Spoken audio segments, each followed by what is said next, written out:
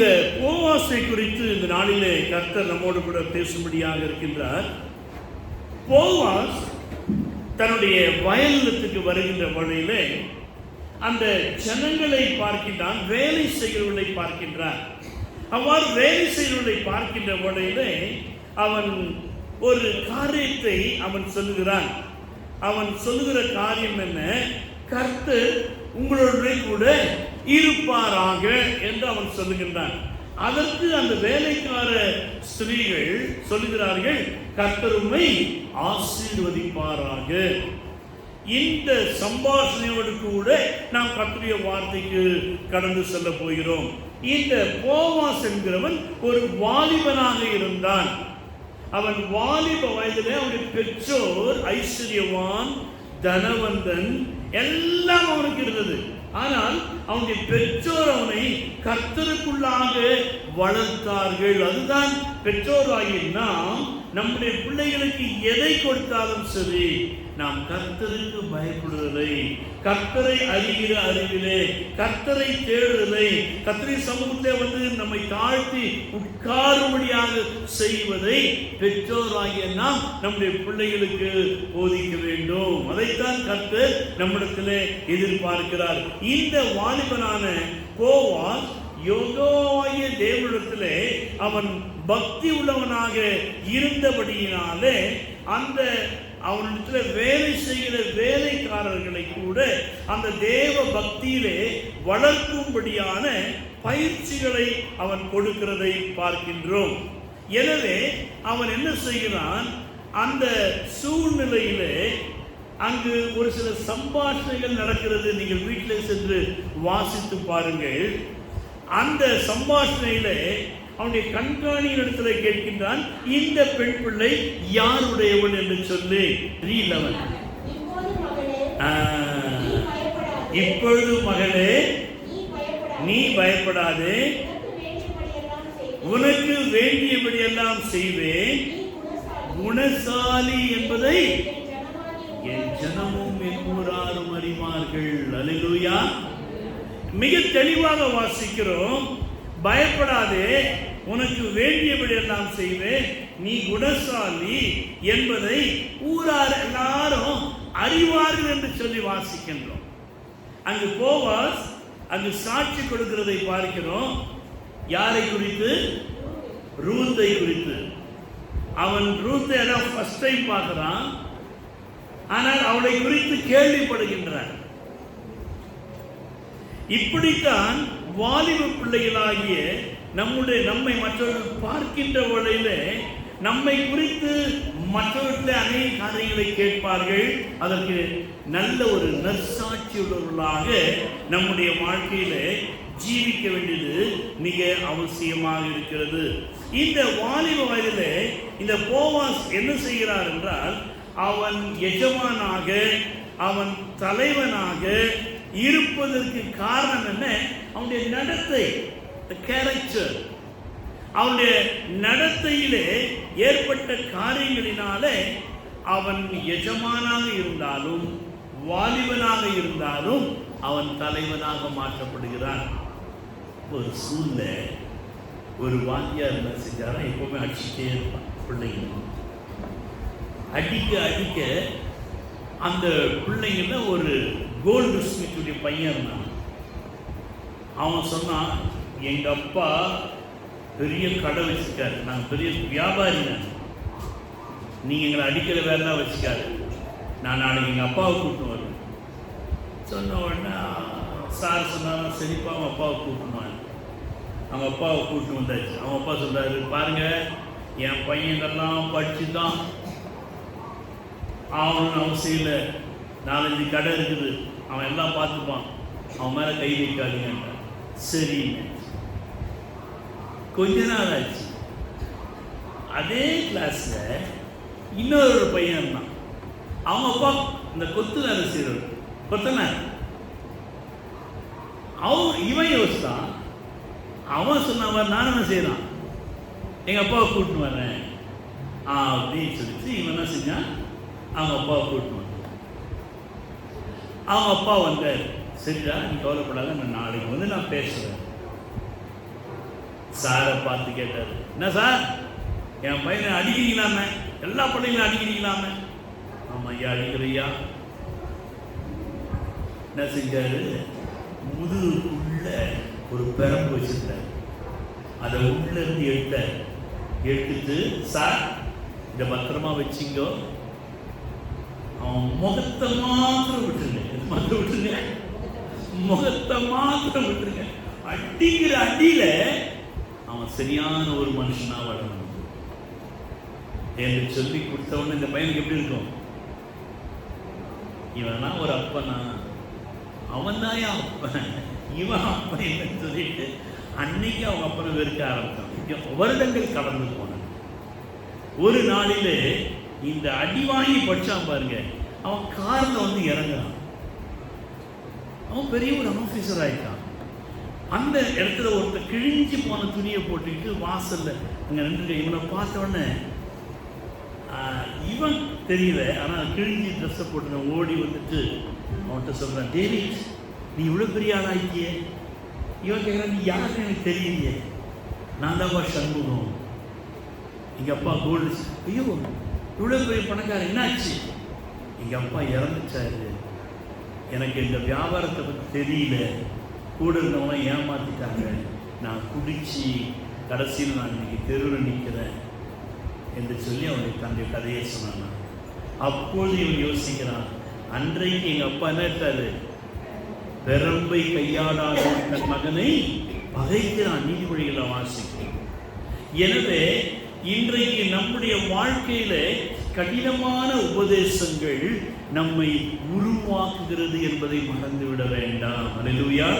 இங்கே போவாசுடைய வாழ்க்கையில அவர் என்ன செய்கின்றாராம், தன்னுடைய பெற்றோர் அந்த கடினமான ஒரு வாழ்க்கையில வளர்த்தபடியினாலே அவனுக்குள்ளாக செல்வங்கள் ஐஸ்வர்யங்கள் இருந்தவரையிலும் அதை நினைக்காதபடிக்கு அவன் எந்தெந்த இடத்திலே யாரிடத்திலே எப்படி நடந்து கொள்ள வேண்டும் என்கிற காரியங்களை அவன் தன்னுடைய வாழ்க்கையிலே பயிற்சி எடுத்தான். என்னுடைய வாழ்க்கையிலே அவன் 3 காரியங்களை செய்கிறதை இந்த பகுதியிலே பார்க்கலாம். முதலாவதாக அவன் தனக்கு கீழே வேலை செய்கிற வயதிலே மூத்தவர்கள் பெரியவர்களை அவன் உற்சாகப்படுத்துகின்றான். அவன் சொல்லுகிற முதலாவது வார்த்தை என்ன? கர்த்தர் உங்களோடு கூட இருப்பாராக. ஆனா அவன் இப்படி சொல்ல, கர்த்தர் உங்களை ஆசீர்வதிப்பாராக என்று சொல்ல. ஏன்னா வயசுல சின்னவன், அதனால அவன சொன்னான் கர்த்தர் உங்களோடு இருப்பாராக. ஆனால் அவர்கள் என்ன சொல்கிறார்கள்? மூத்தவர்கள், கர்த்தர் உன்னை ஆசீர்வதிப்பாராக.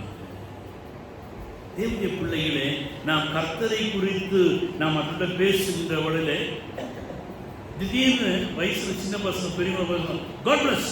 ஆமா, காட் பிளஸ். ஏன்னா அவன் பெரிய மூத்த ஊழியர், அவன் பெரிய பிஷப்.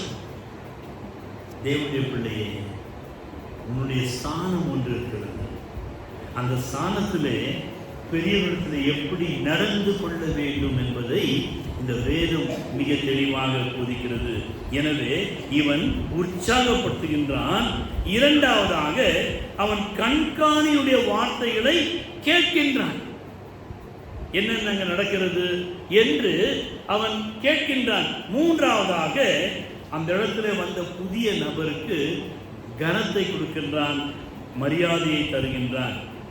எனவே இந்த மோவாபிய ஸ்திரீ ஆகிய இந்த ரூத்தை குறித்து பார்க்கின்ற வகையில இவள் நகோமியோடு கூட வந்த ஸ்திரீ.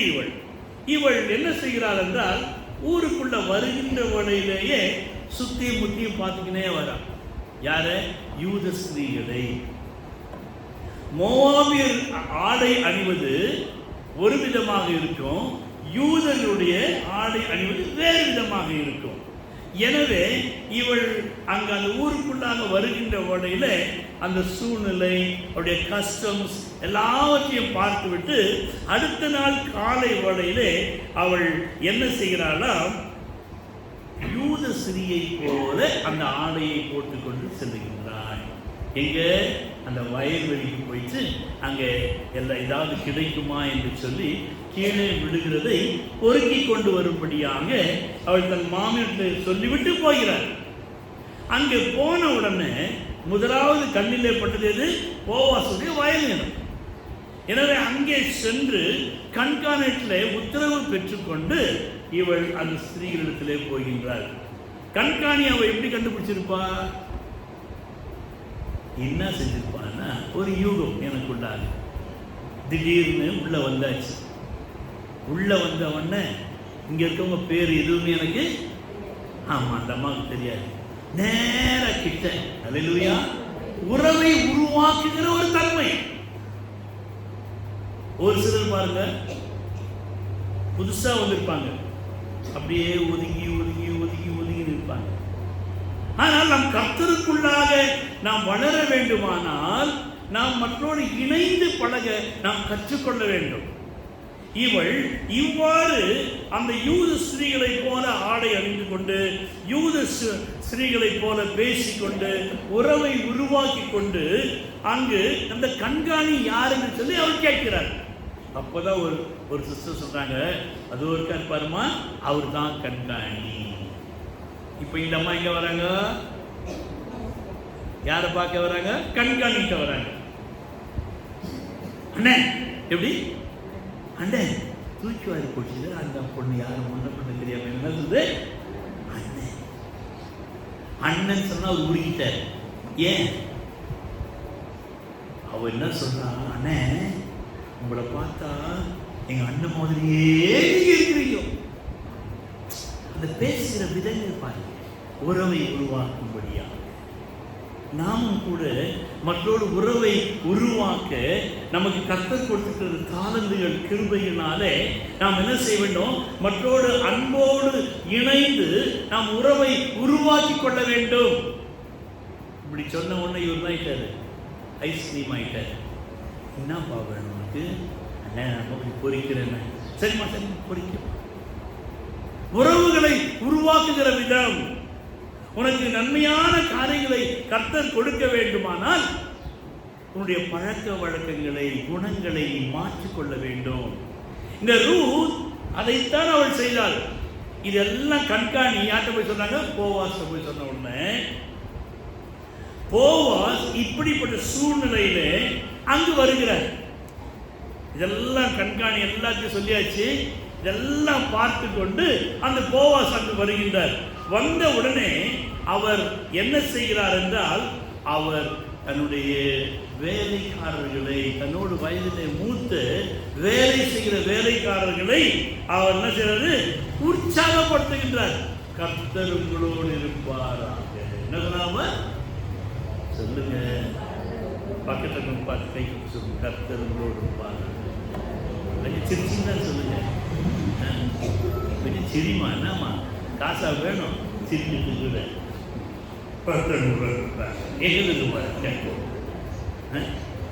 வாய் விட்டு சிரித்தால் எங்கிருந்து போவோம்? சபைக்குள்ளாக நம்ம எதுக்கு வருகிறோம்? கவலை கண்ணீர் மறக்கணும். எப்படி? கவலை கண்ணீர் மறக்கணும், கர்த்தரையே நோக்கணும். கவலை கண்ணீர் மறக்கணும், கர்த்தரையே நோக்கணும். கற்றுதாரும் ஆவியானவரே, செய்த நன்மை நினைக்கணும், நன்றியோடு துதிக்கணும். சொல்லித்தார் ஆவியானவரே,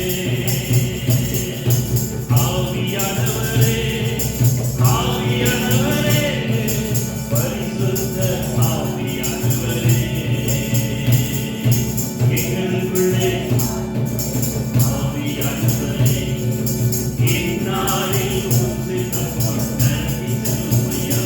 ஆமே, எங்களுக்குள்ளே ஆவியானவரே, இந்நாளில் உம்மை நம்பி செல்லுமையா. சபையில் வரும் உடனாங்க. அதனால இங்க வந்துட்டோம்னா மகிழ்ச்சியா, இந்த மகிழ்ச்சி நிறைஞ்சு நீங்க ரேஷன் கடைக்கு போயிட்டு வெறும் கையோட வீட்டுக்கு போனா சந்தோஷமா, எல்லாம் வாங்கி போனா சந்தோஷமா? ஆமா, அதுபோல்தான் தேவனுடைய சமூகம் என்பது.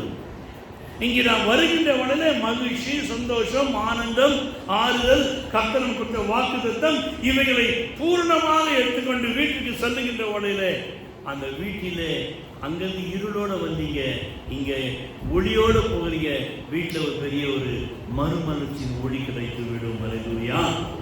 இவள் இந்த காரியங்களை அந்த போவாஸ் அவன் அங்கு தருகின்ற உடனே கர்த்தர் உங்களோடு இருப்பாராக என்று அவன் சொல்லுகிறான். காரணம் என்ன? அந்த உறவு, தொடர்பு, வேலையாட்களுக்கும் எஜமானுக்கும் உள்ள ஒரு தொடர்பை பார்க்கின்றோம். இவன் சின்ன பையன்தான், ஆனாலும் தன்னோட வயதிலே மூத்து தன்னுடைய வேலை செய்கிறவர்களுக்கு அவன் கனத்தை கொடுக்கின்றான். எனவே அவர்கள் என்ன சொல்றாங்க? வந்துட்டான் பாரு, இருக்கு கத்திரிக்காம ஒரு மரியாதை கொடுக்குதா இது. அவன் அப்பன் சொத்தை வச்சு பெருசா ஆட்டம் ஆடுறோம் அப்படி சொல்லல. அந்த பையனை பார்த்து என்ன செய்யறாங்க? கர்த்தர் உன்னை ஆசீர்வதிப்பார். எனவே சின்ன பிள்ளையோ வாலிப பிள்ளையோ பெரியவங்க என்னத்தை வாங்கிக்கணும் நீங்க. ஆமா, ஆராதனை முடிச்ச பின்னால உள்ள வரணத்திலே பெரியவங்களை பார்த்து தான் செஞ்சீங்க. தோத்துறங்கா, தோத்துறாண்டி, தோத்துறம்மா. இப்போ எங்க தோஸ்தம் ஹை. நீங்க உங்களை தாழ்த்தி பாருங்க. வீட்டில் போயிட்டு கத்தோலிக்கர்கள் பாருங்க, ஒரு காரியம் ஆராதனை முடிச்ச பின்னால் நேராக வீட்டுக்கு தான் போவோம், வெளில எங்கேயும் போக மாட்டாங்க. ஏன்னா அங்கே போய் ஆசீர்வாதம் இறக்கி வச்சிடணுமா. நம்ம என்ன செய்வோம்? இங்கேருந்து சந்தோஷத்தில் வாங்கிக்கணும், மீன் கடைக்கு போய், கறி கடைக்கு போய் அந்த கப்பெல்லாம் எடுத்துக்கிட்டு சந்தோஷத்தை அங்கே போட்டு அந்த வெயிலில் வேர்த்து விறுவிறுத்து போடுறதுக்கு சண்டையோடு போகும். வீட்டுக்குள்ள ஏற்கனவே இருள், இன்னும் நாற்று அடிக்க ஆரம்பிச்சோம். தேவனுடைய பிள்ளையே, போவாஸ் பெற்றோர் அவனை கனப்படுத்தும்படியாக கற்றுக் கொடுத்தார். அந்த போவாஸ் தனக்கு தன்னோடு வயதிலே மூத்தவர்களை அவன் கனப்படுத்துகிறதை அங்கு பார்க்கிறபடினாலே அங்கு வேலை செய்கிறவர்கள் அவனை ஆசீர்வதிக்கிறார்கள். நாமும் ஆசீர்வாதங்களை பெற்றுக் கொள்வர்களாக இருக்க வேண்டும். எபேசியர் நிருபம் 6வது அதிகாரம் 9வது வசனம் வாசிக்கின்ற வழியிலே பவுல் எஜமான்களுக்கு ஒரு சில காரியங்களை அவர் கற்றுக் கொடுக்கிறார். நீங்கள் என்ன செய்ய வேண்டுமா? வேலைக்காரருக்கு செய்ய வேண்டியவர்களை நீங்கள் செய்யுங்க, ஏன்னா உங்களுக்கு பரலோகத்திலே எஜமான் இருக்கிறார் என்று சொல்லி தொடர்ந்து வேலைக்காரருக்கு சொல்லுகிறவர்கள். அதே எபேசியர் 6ஆம் அதிகாரம் 5வது வசனத்தில் நீங்கள் கிறிஸ்துவுக்கு கீழ்ப்படுகிறது போல சரீரத்தின்படி உங்கள் எஜமான்களுக்கு பயத்தோடும் நடுக்கத்தோடும் கபடற்ற மனதோடும். அது நாங்கள் கபடற்ற மனது ஆளை பார்த்து வேலை செய்வாங்க. எப்போ அவங்க ஓனர் வர்றாரோ, எப்போ ஃபோர்மேன் வர்றாரோ, அப்பதான் ரொம்ப தொடங்கிட்டு ஆக்டிங். அதான் சொல்றாரு, கபடற்ற மனதோடு பயத்தோடு நடுக்கத்தோடு. யாருக்கு பயம்? எஜமானுக்கு அல்ல, நீ தேவனுக்கு நீ பயந்து நீ நடுக்கத்தோடு. உங்களுக்கு எஜமான்கள் இருக்கிறார்கள். அந்த பயத்தோடு நடுக்கத்தோடு சங்கீதக்காரன் சொல்கிறான், களி கூறுங்கள். தேவனுடைய சமூகத்தில் வருகின்றவர்களே நாம் பயத்தோடும் நடுக்கத்தோடும் கபடற்ற இருதயத்தோடும் தேவனுடைய சமூகத்திலே நாம் கடந்து வர வேண்டும். இந்த காரியங்களை அங்கு அந்த வேலைக்காரர்கள் அவர்கள் இந்த எஜமானாகிய போவாசுக்கு கற்றுக்கொள்கிறதை பார்க்கின்றோம். இப்பொழுது இந்த வேலைக்காரருக்கு இந்த போவாஸ் என்ன கட்டளை கொடுக்கிறார்? அன்பின் கட்டளையை கொடுக்கிறார். என்ன கட்டளை கொடுக்கிறாரு? ஒருத்தர் நம்ம வேலை வாங்குற நேரத்தில் பெரியவங்களானாலும் சரி சின்னவங்களானாலும் சரி நம்ம என்ன செய்யணும்? அவங்க கையில வேலை வாங்க கற்றுக்கொள்ளணும், கற்றுக் கொடுக்கணும். எப்படி நம்ம அவங்க கையில வேலை வாங்கணும் என்று சொல்லி, என் செலக்குட்டி அதை கொஞ்சம் எடுத்துடுறா, மம்மி நான் படிக்கணும். ராஜாஜி நூட்ட யாரா இருக்கா? என் கால் பாரு இப்படி வலிக்குது, எனக்கு இங்க வலிக்குது, அங்க வலிக்குது, நீ தான் நீ எனக்கு எல்லாம் சொல்ற. என்ன செய்வாங்க? வேலை செய்யறதும் கூட நம்ம என்ன செய்வோம்? போதும் போதும், நீ படிச்சுதான் தீச்சுது, முதல்ல சாமான தேய்ச்சி போட்டு போ. அங்க என்ன செய்யும்? இன்னும் பிரச்சனை உருவாகும். என் வாயின் வார்த்தைகள் எல்லாம் சொல்லுங்க. அப்படியா? Very good. பாட்டு மாத்திரம் பாடுவோம். எனவே இந்த இடத்துல இந்த வேலைக்காரனுக்கு என்ன கட்டளை கொடுக்குறான் பாருங்க.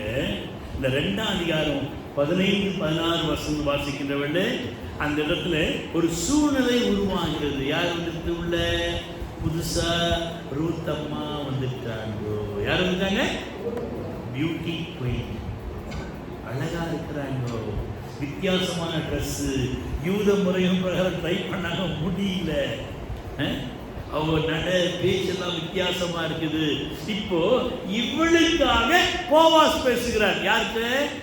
வேலைக்காரத்தில், வயதிலே மூத்தருத்துல. இத்தனை வருஷமா நான் வேலை செஞ்சேன், எனக்கு ஒரு வார்த்தை இந்த ஆளுக்கு பையன் சொல்லல. நேற்று வந்து அந்த பொண்ணை பார்த்த உடனே என்ன போச்சு, வாயெல்லாம் பொல்லாய் போச்சு. பேசுவாங்க, பேச மாட்டாங்க, கண்டிப்பா பேசுவாங்க.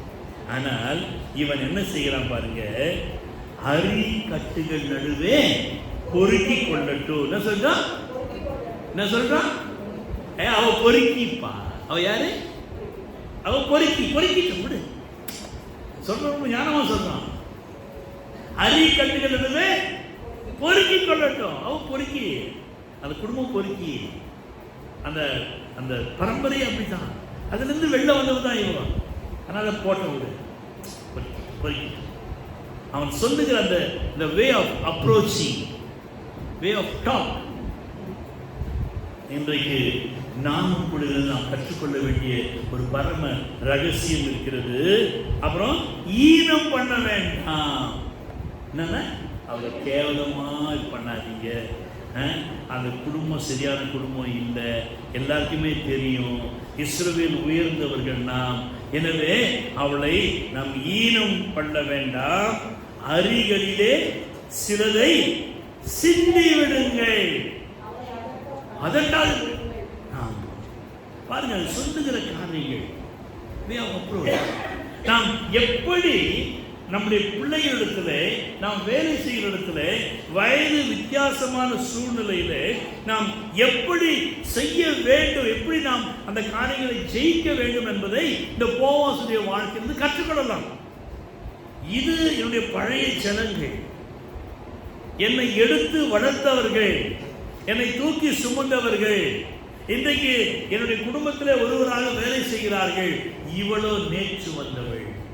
ஆனால் யெகோவாவின் அன்பை நான் காண்பிக்க வேண்டும், யெகோவாவின் கிருபையை நான் காண்பிக்க வேண்டும்.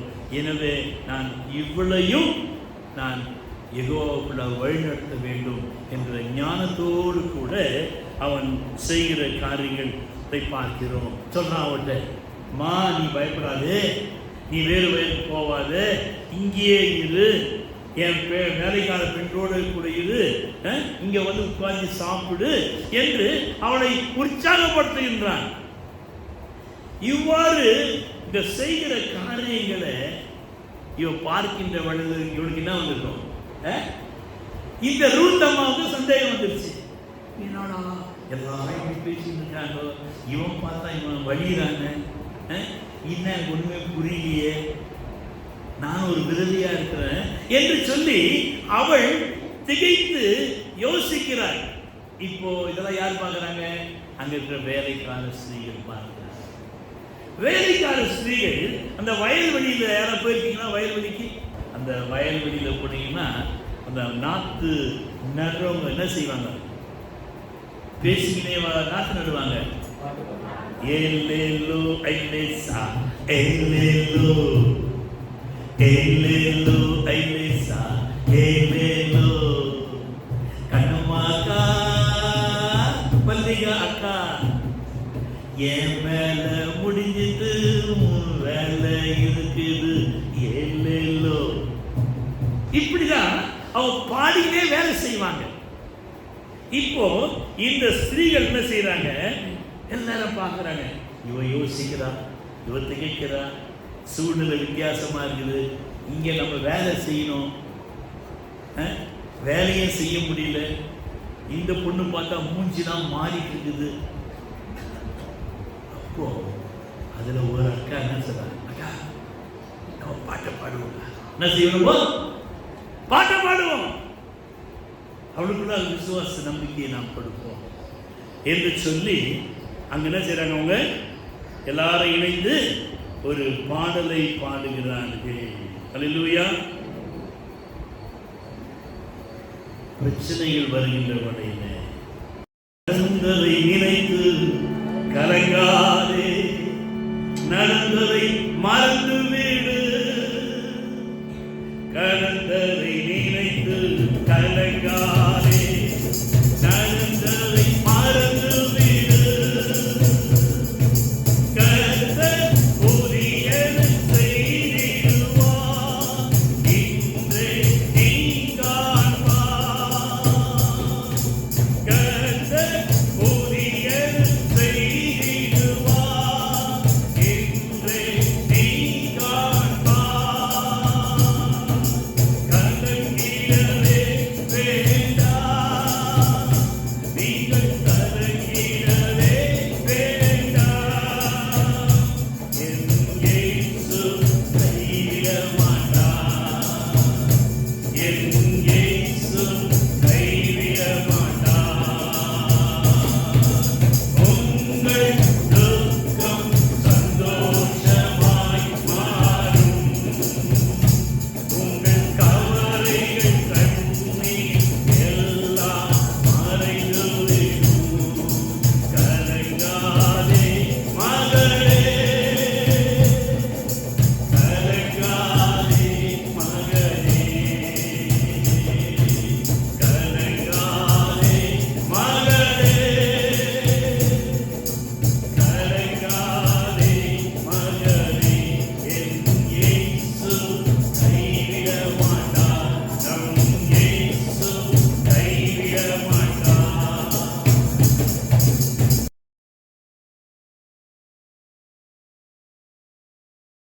தட்டி கொடு.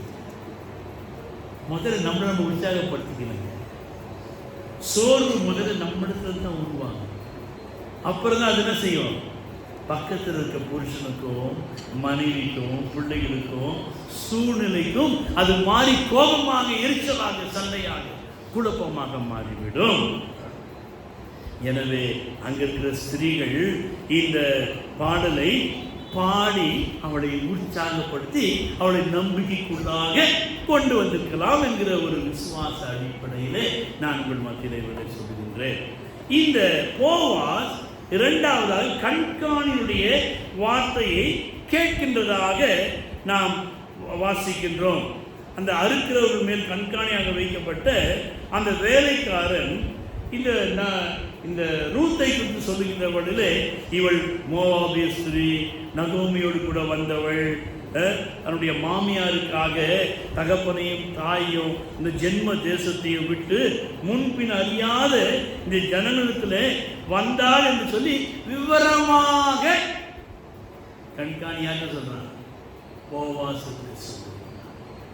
அப்ப அதை போல நம்முடைய பிரச்சனைகளை நாம் யார்கிட்ட சொல்லணும்? போவாஸ் யாரு? ஆண்டவரான இயேசு. உனக்காக எனக்காக பரிந்து பேசுகிறார். அவர் என்ன செய்யறாரா? பரிந்து பேசுகிறார்.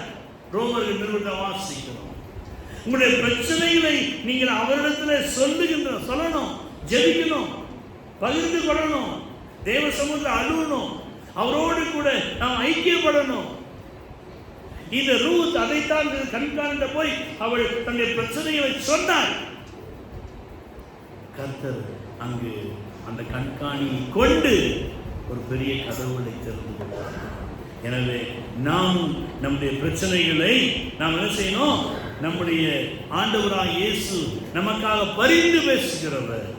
அவரிடத்திலே நாம் இவைகளை பரிந்து பேசும்படியாக கேட்டுக்கொள்ளுகின்ற வழியிலே அவர் என்ன சொல்றாரா? சிந்தினதை பொறுக்கிக் கொள்ளுகிறேன் என்று கேட்டார். என்ன கேட்டாலோ? ஆமா, ஏதோ எனக்கு கேள்வி பொறிக்கிறையா. அப்ப தேவ சமூகத்திலே நாம் ஜெபிக்கின்ற வழியிலே கூட நாம் நம்மை தாழ்த்தி ஜெபிக்கணும். எனக்கு இது இருக்குது, எனக்கு அது இருக்குது, எல்லாம் இருந்தாலும் தேவனுடைய பார்வையில் ஒன்றுமே இல்லை.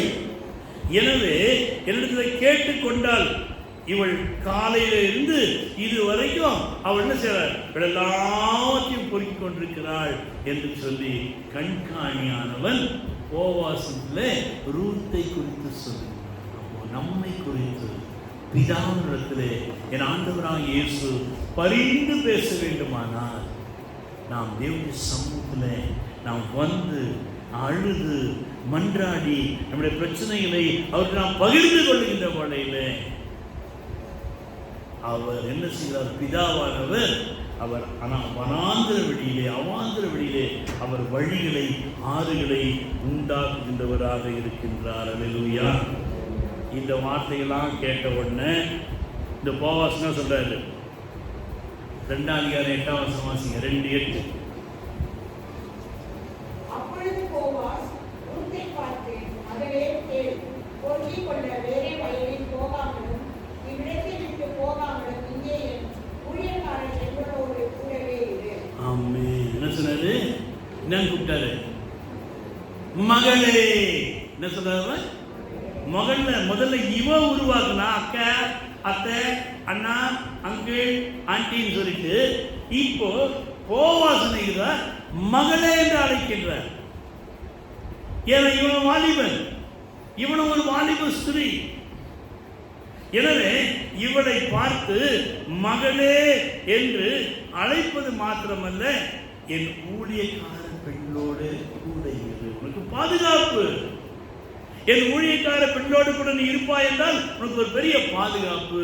எனவே என் ஊழியக்காரோட பெண்ணோடு கூட இரு. 2:12 வாசிக்கின்ற வழியிலே அங்கு போவாஸ் என்ன சொல்லுகிறார், உன் செய்கைக்கு தக்க பலனை கர்த்தர் உனக்கு கட்டளையிடுவாராக.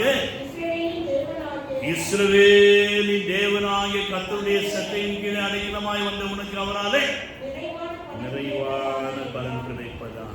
அல்லேலூயா. எங்க வந்திருக்கிறோம், இஸ்ரவேலுடைய சட்டையின் கீழே வந்திருக்கிறோம்.